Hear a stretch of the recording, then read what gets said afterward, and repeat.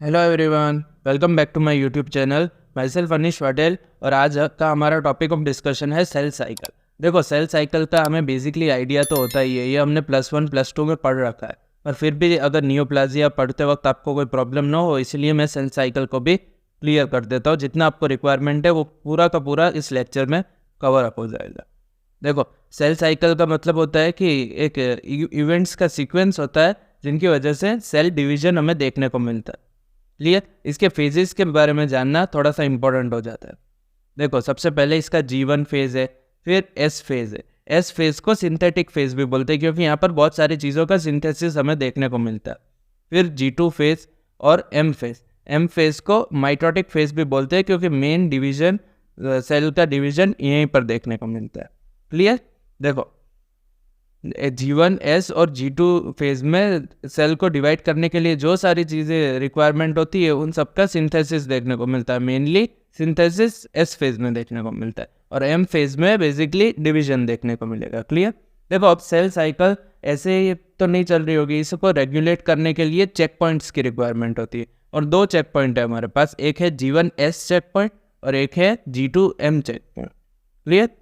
कि ताकि कोई भी अगर प्रॉब्लम हो सेल डिवीजन में तो फिर सेल साइकिल को हम वहीं पर स्टॉप कर सके और आगे म्यूटेशन हो या उसको पास ना करने दे। इसीलिए हमारे पास दो चेक पॉइंट है, एक G1S चेक पॉइंट है और एक G2M चेक पॉइंट है। देखो, ये क्रोमोसोम है G1 फेज में, ठीक है।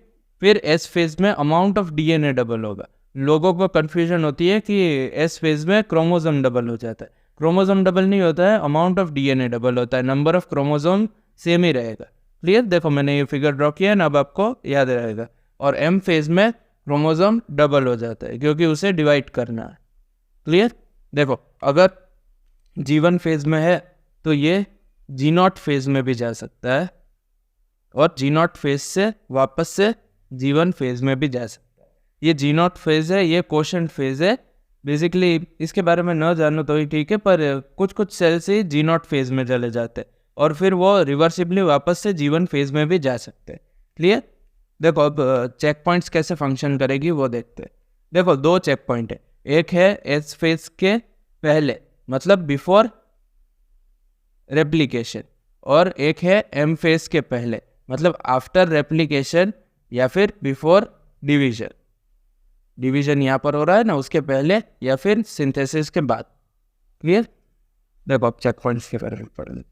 दो चेक पॉइंट्स है, एक है G1S चेक पॉइंट और एक है G2M check point. G1S check point है वो बिफोर रेप्लिकेशन है, मतलब S फेज में जो भी रेप्लिकेशन होगा उसके पहले हमें ये चेक पॉइंट देखने को मिलेगी। और G2M चेक पॉइंट है वो रेप्लिकेशन के बाद होगी और डिवीजन के पहले होगी। देखो, इन दोनों चेक पॉइंट पे सेल साइकिल स्टॉप करेगी और सेल साइकिल स्टॉप करके म्यूटेशन के लिए देखेंगे। अगर म्यूटेशन प्रेजेंट होगा तो फिर रिपेयर प्रोसेस स्टार्ट होगी।